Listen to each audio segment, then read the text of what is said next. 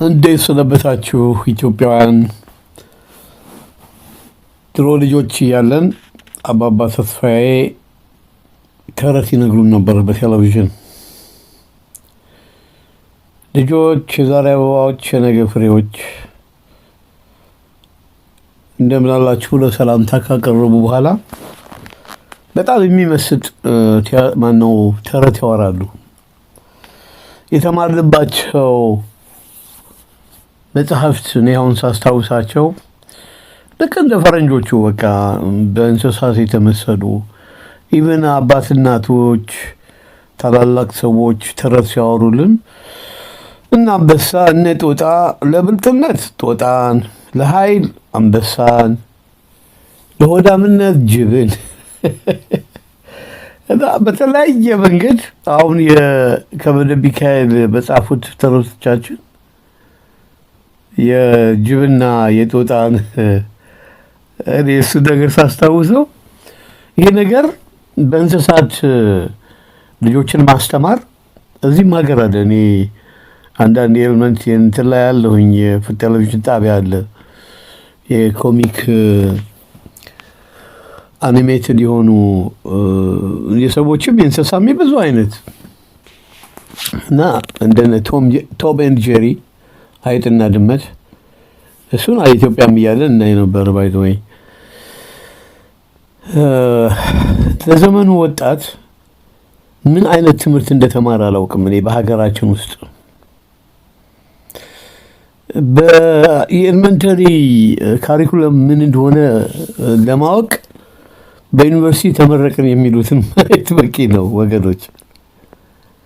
እኔ የአራተኛ ክፍል ተማሪ ሆኜ የማውቀውን ዩኒቨርሲቲ ተመርቀው ሲወጡ በር ላይ አንዳንድ ተንኮለኛ ወጣቶች ደግሞ ጥሩ ትምህርት ያገኙ በካሜራ አድርገው ይጠይቋቸዋል። ይሁን የጥያቄና መልስ በቴሌቪዥን የሚከናወኑ ላይ በጣም የሚያስገርሙ መልሶችን አያለው። እንደገና ደግሞ የሶሻል ሚዲያ በሁሉም እጅ ስለገባ መሀይሙ የፈለገው መጽሐፍ የፈለገው መናገር ይችላል። ይሄ ነገር ነው መሀይም ያበዛው ብዬ ነው የምገምተው።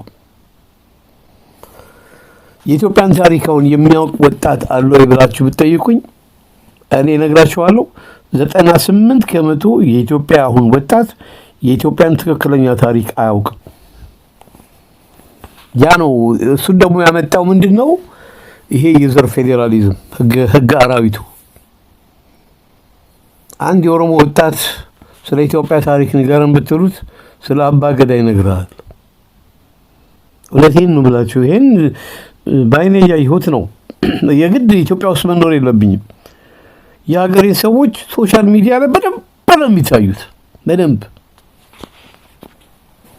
ቴሌቪዥን ጣቢያ ውስጥ የሚደረጉ በጎ አድራጎቶች ያሉትን ያህል የውጭ ሀገር ባህል የሚያስተምሩ አሉ። እንደነ የፍቅር ቀን ቫለንቲና ዴይ የሚባል አሁን ከኢትዮጵያ ሕዝብ ጋር ምንም የሚያገናኘው የለም። ይሄንን እነ ሰይፉ በኢቢኤስ ሰይፉ ምናምን የሚባለው በተለይ ኢቢኤስ ኢዝ ዘ ዴንጀረስ ቲቪ አንድ ፕሮግራም አሪፍ አላቸው። የተጠፋፉ ሰዎችን ያገናኛሉ።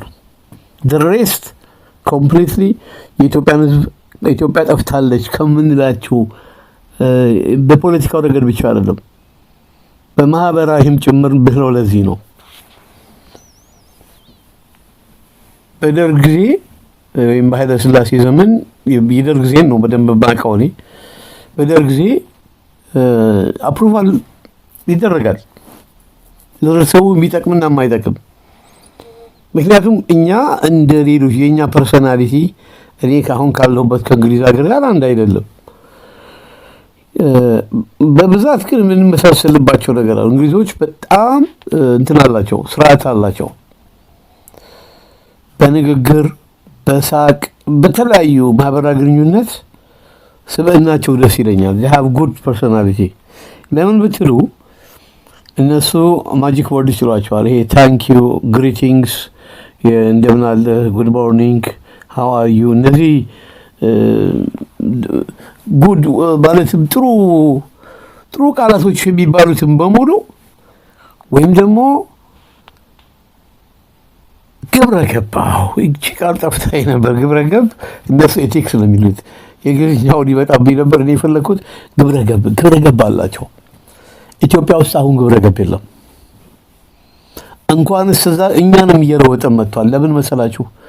እኔ አሁን በሶሻል ሚዲያ ከ2010 ነው የጀመርኩት። እስካሁን ድረስ የማቀርባቸው ነገሮች ወጣቱን የሚያንጹ ታሪክን በጽሁፍ ነበር በፊት። እንደውም ምን አሁን ጊዜ የለኝም ጽሁፍ። ይሄ ድምፅን ሪኮርድ አድርጎ ማስቀመጥ ነው የሚበጀው። በጽሁፍ ደግሞ በጣም ጎበዝ ነኝ። ይሄንን አውቃለሁኝ። ለራሴ አሁን ድሮ የጻፍኳቸው አሁንም ስላሉ አገኛቸዋለሁ። ሳነባቸው ራሱ ለራሴ ደስ ያሰኛል። በጣም የሚገርም ለራሴ እኔ ስለ ጽሁፍ ችሎታ ከአራተኛ ክፍል አምስተኛ ክፍል ተማሪዎች ፊት ከአምስተኛ ነው አምስተኛ ክፍል እያለን ውድድር ተደርጎ ከአምስተኛ ክፍል ከነበሩት ክላሶች አንደኛ ወጥቼ የዩናይትድ ኔሽን ዓመታዊ ቀን አለ ጥቅምት ላይ የህፃናት ሀብት ደርሶኝ በሜጋፎን ነው እንደውም ያነበብኩት የአማርኛ ስነ ጽሁፍ። ግን ከዛ ወዲህ ሚሊተሪ ውስጥ እያለሁ ወይም ባህር ኃይል ውስጥ እያለሁ እኔ ስነ ጽሁፍ ጽፌም አላውቅም። ውይይት ክበብ ላይ ዜና ሲባል ያው ከአዲስ ዘመን ከዛሬቱ ምናምን አንድ ወር የከረመ ዜና አቀርብ ነበር። አንዴ ነው ያቀረብኩት እንደውም እሱን። በዚህ በሶሻል ሚዲያ ግን በጣም ይከታተላሉ፣ በጣም ኮሜንት የሚያደርጉ፣ በጣም የማያውቁትን ነገር ጽፋለሁ። አሁን ግን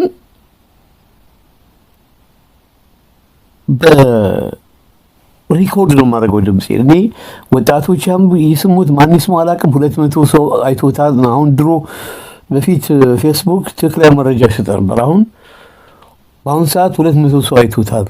አሁንም ቀጣይ እናበረታታለን የሚል መልእክት ብቻ ነው የሚደርሰኝ እና እኔ ማንም ምንም ማለ ኃላፊነቴን ለመወጣት ነው ጥረት የማደርገው። ለምን ብትሉ ወጣቱ የለም ሶሻል ሚዲያ ላይ ለመማር ከመቅረብ ይልቅ እኔ ሊያስተምረኝ ይጥራል ነው። እኔን ምንም ስለ ሀገር አታስተምረኝም። በኮሜንት ላይ የምትሳደቡ አላችሁ ብዙዎች። ድድብናችሁን ምንም እንዳታውቁ መገደዳችሁን ማን እውቀት እንዳይኖራችሁ እንዳገዳችሁ እንኳን አታውቁም። ብርሃኑ ነጋ ከብልጽግናዎች ጋር ሄዶ ቢሞዳሞድም የትምህርት ካሪኩለም በማሻሻሉ ጥሩ ነው ብለው እኔ ሄዶ ግን ከነሱ ጋር መዘፍዘፉ ወራዳ ሆኗል ማለት ነው። አሁን በቀደም አንዲት እሱ የሰጠው መግለጫ አይቼ በኩረጃ የተያዙ የተፈተኑ ተማሪዎች ምን ያህል እንደሆኑ የማትሪክ ይመስለኛል። ግን አብዛኛው የታገዱ አሉ ሲኮርጁ ተይዘው። እኔ በእኛ ዘመን ኩረጃ የሚባል ነገር የለም። ሚኒስትሪ ስንፈተን እንኳን ሳይቀር ለአንድ ተማሪ አንድ ዴስክ ላይ ነው የሚቀመጠው። ሲቀመጥ ሱፐርቫይዘሮቹ ከተለያየ ትምህርት ቤት የመጡ ማናቃቸው መምህራን ናቸው። የኛ ከሆኑ ግን ምናልባት ሊያስኮርጁ ይችሉ ይሆናል አላውቅም። ምን ይሄንን የለም እንዲህ አይነት ነገር ሁሉም ሰርተ ብላ ነው በቃ። የሚገርማችሁ ነገር በሃይ ስኩል ስንማር ቹዝ ይበዛል። ምርጫ መርጠህ መልስ የምትሰጥበት። እኔ በኢትዮጵያ ባህር ኃይል ስቀጠር እንደዛ ነገር የለም። አካዳሚክስ እንማራለን። ማቴማቲክስ ላይ ቹዝ የለም ምን የለም። እኔ ኦልድ ማቴማቲክስ ነበር ስንማር የነበረው። ኮማንደር ታደሰ ተሰማ እዚህ ዩናይትድ ኪንግደም በዲስቲንክሽን ግራጁዌት ናቫል ኦፊሰር ናቸው። ማትስና ናቪጌሽን እሳቸው ናቸው አስተማሪው። ምርጫ የሚባል የለም። ጠቅላላ ከፈለክ 5 ሰዓት ተጠራ ተሰጠ ራስን ብታሳየው። ብዙ አይነት ትምህርት ነው ያለው። የቀለም ትምህርት፣ ፊዚክስ፣ ማትስ እና እንግሊሽ በቤዚክ ኮርስ ላይ ኮምፐልሰሪ ነው አይቀርም። የባህር ኃይል ማንኛውም እኔ እንግዲህ ከኔ በኋላ ምን ያሉት ምን እንደተማሩ አላውቅም። እኔ ስቀጠር ስንፈተንም ስንገባ ፊዚክስ፣ ማትስ፣ እንግሊሽ ተፈተነን የገባነው እና በብራንች ኮርስ ላይ ስንማር ፈተና ላይ ይሄ ምርጫችሁ የሚባል ነገር አይታወቅም። ሃይ ስኩል ግን ያ ፈተና የወደቀ በማዕረግ ሁልጊዜ ወደ ኋላ ነው የሚቀረው። ይህን እንግዲህ ብነግራችሁ የኢትዮጵያ ውስጥ ያለው የትምህርት ስታንዳርድ የዩኒቨርሲቲውን እንጂ አይዶን ነው እንግዲህ እንዴት አድርገው ውጪ ይጠይቃቸዋል በእንግሊዝኛ ቋንቋ። አንዷን ጀንደር ጠየቃት። ጀንደር ማለት ጾታ ነው። ዋሲር ጀንደር ስትል ባይ ኔም ኢዝ ብላ ስሟን ትነግረዋለች። የመመረቂያ ጋውን ለብሳለች። ይሄ አሁን ለምሳሌ ያየሁት ነው፣ ብዙ ናቸው። እና እኔ መንገድ ላይ የምትጠይቁ ሰዎችን ታሪክን ጠይቁ አንዳንድ ጊዜ እስቲ። አንዱ ደግሞ ሲጠየቅ የአድዋ ጦርነት ማንና ማን ነው ሲባል ግብፅና ሀረር አለው። ከየት እንዳመጣው ምንም የማይገናኝ ነገር በግብፅና በሀረር ብሎ መንገድ ላይ እኮ ነው። ለጊዜው አስቆኛል፣ ግን ከማሳቂ እኔ ድንድድ ነው የሚለኝ። አንድ ኢትዮጵያዊ መሰረታዊ የሆነ የሀገሩን ታሪክ ማወቅ አለበት። ለምሳሌ የአሰብን ጉዳይ አንስተው ሲያወሩ ምሁር ነኝ ዶክተር ነኝ ባዮች ሲቀርቡ ያለው የአድዋ ጦርነት ምክንያት ምንድን ነው ብላችሁ ብትጠይቋቸው አሁን መልስ መስጠት የሚችሉ ያሉ ሰዎች አይመስለኝም። የአድዋ ጦርነት ለምንድን ነው? የአድዋ ጦርነት ምክንያት አሰብ ነው። አሰብ ነው። የውጫሌ ውል የፈረሰው በአሰብ ምክንያት ነው። እና ምኒልክ አሳልፈው ሰጡ ይላል ስዩም መስፍን። ትምህርት አቋርጦ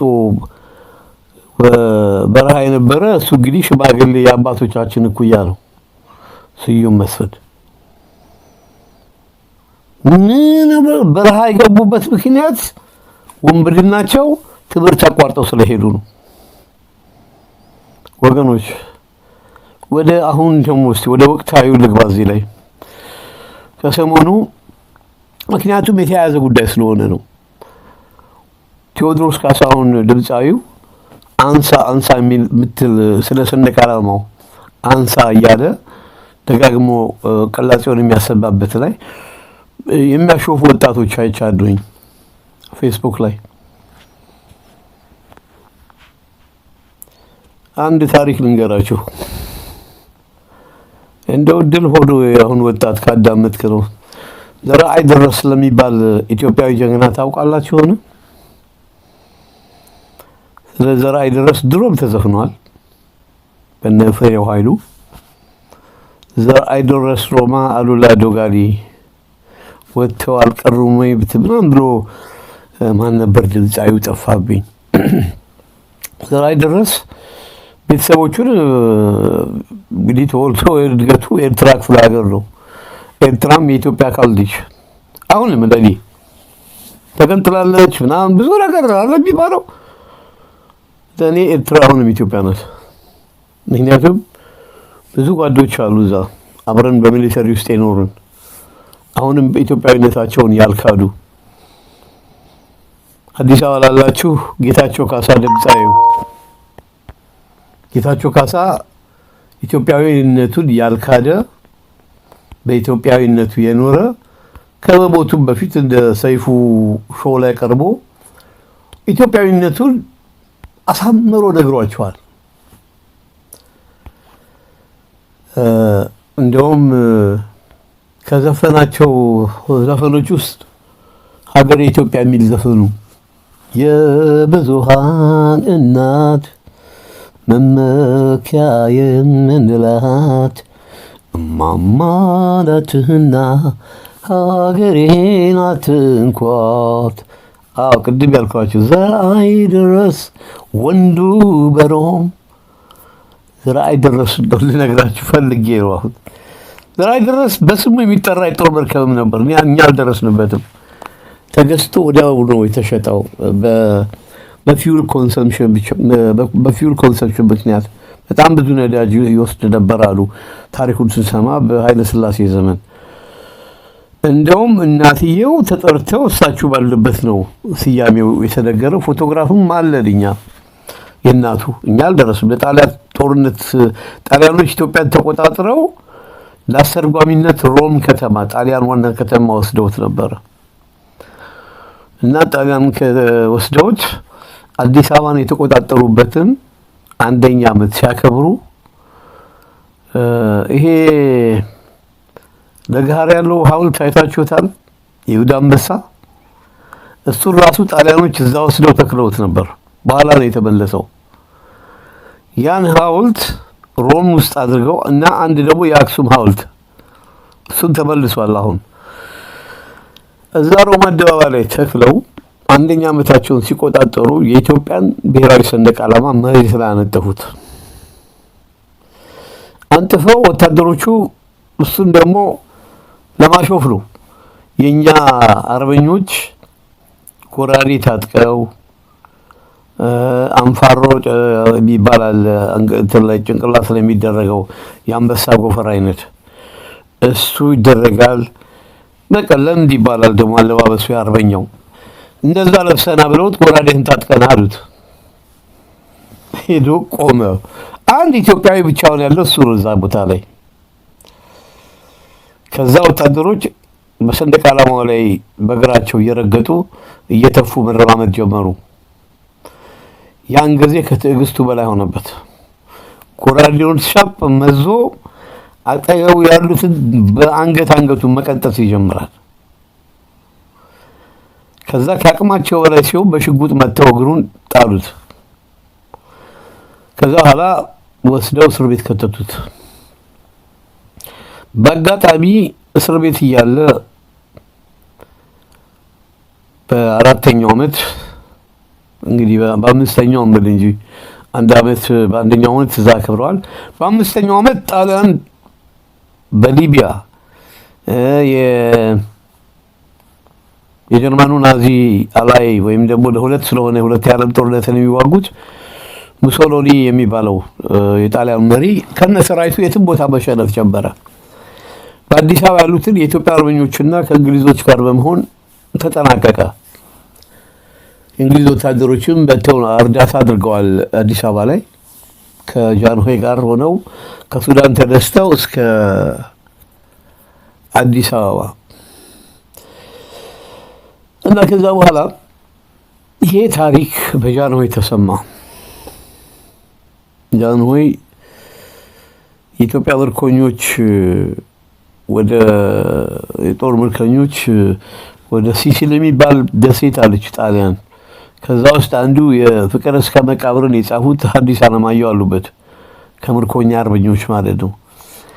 ከዛ ውስጥ አንዱ አብዲሳ አጋ ኮሎኔል አብዲሳ አጋ ተማርከው እዛ ነበሩ። እሳቸው ግን ከእስር ቤት ሰብረው ወጥተው እዛው ጣሊያን ውስጥ ጨፍተው ጣሊያን ጫካ ሆነው ውጊያ ይዋጉ ነበር። ግን ሲዋጉ ያለ የዩጎዝላቪያ ምርኮኞች የእንግሊዝ ምርኮኞች አብረዋቸው ያው ከእስር ቤቱ ጠመንጃ ይዘው ስለጠፉ በአጋጣሚ ያው ጣሊያኖች ሲሸነፉ የብሪቲሽ አርምድ ፎርስስ ሲቆጣጠሩ እነ አብዲሳ አጋ ተመለሱ። እነ እንትና እስር ቤት ነበሩ። ማናቸው ሐዲስ ዓለማየሁ እነሱም ተመለሱ ወደ ኢትዮጵያ። ዘርአይ ደረስስ የሱን ታሪክ ሰምተው ስለነበር ጃንሆይ ዘርአይ ደረስንም በአስቸኳይ ወደ ሀገሩ እንድትመልሱት ሲባሉ በመርፌ ወቅተው ገደሉት ጣሊያኖች። በመርዝ ወቅተውት ማለት ነው። ያው እንግዲህ አስከሬኑ ይመለስ አይመለስ ባላውቅም በደርግ ጊዜ የዘርአይ ደረስ ወንድምና የዘመድ አዝማዶች ባሉበት ከመንግስቱ ኃይለማርያም ጋር ተገናኝተው አስመራ ውስጥ አንዲት ቦታ ዘርአይ ደረስ አደባባይ ተብሎ ነበር። ሻዕቢያ ግን አፍርሶታል ይባላል። አይ ዶንት ኖ በምን ሁኔታ ላይ እንዳለ አላውቅም። እዚህ ላይ ቁም ነገሩ ሰንደቅ ዓላማው ነው። ጣሊያኖች ሰንደቅ ዓላማዋን ጣሏት አይደለም፣ ረገጧት። አሁንስ የሚረጋግጥ ወጣት አላያቸውም?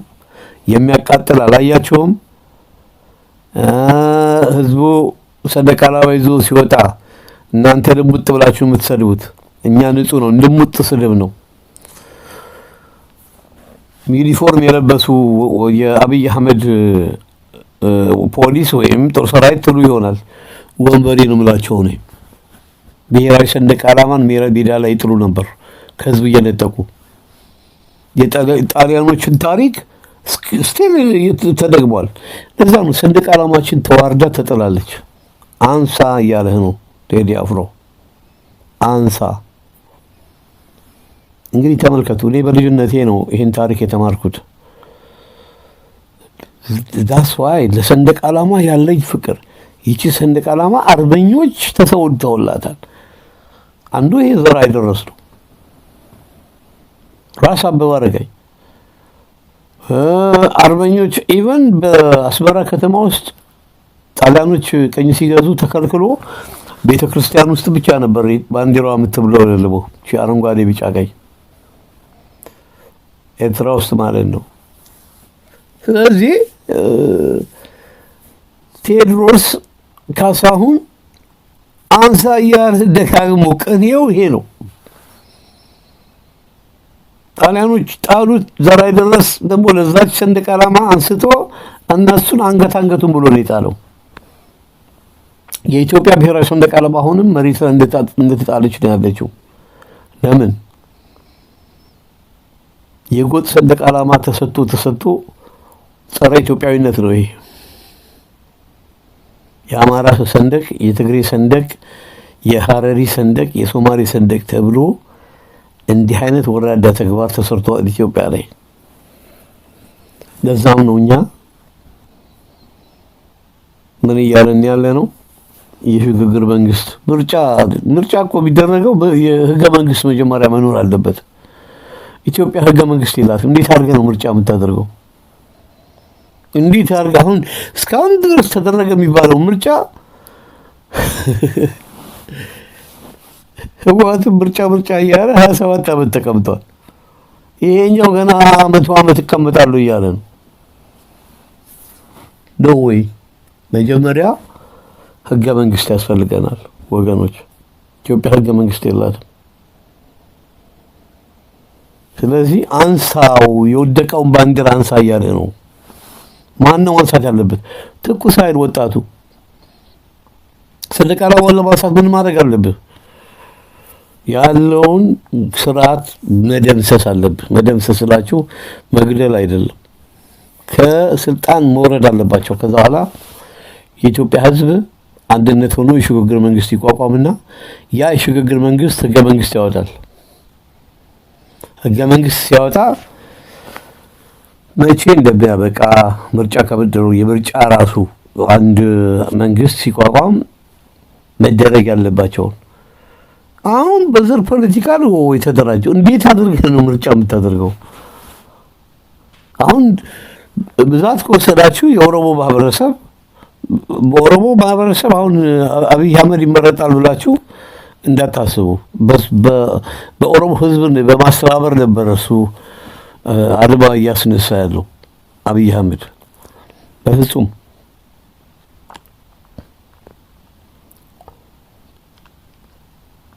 ምርጫ እኮ ሲደረግ አሁን አማራውን ነው የሚመርጠው፣ ኦሮሞ ወንዱ። ቢኮዝ የዘር ፌዴራሊዝሙ ማለት ነው። ፓርቲ ከሆነ ግን ማንኛው ፓርቲ የትኛው ክፍለ ሀገር ሄዶ እናንተ ክልል ብትሉት ሄዶ ምረጡኝ ብሎ ይጠይቃል፣ ፕሮግራሙን ይናገራል። የዘር ፖለቲካ እያለ ምርጫ አይሆንም። መጀመሪያ ከዘር ፌዴራሊዝም ነፃ የሆነ ህገ መንግስት ያስፈልጋታል ሀገሪቷ። ያንን ደግሞ ለማድረግ የሽግግር መንግስት። አመሰግናለሁ።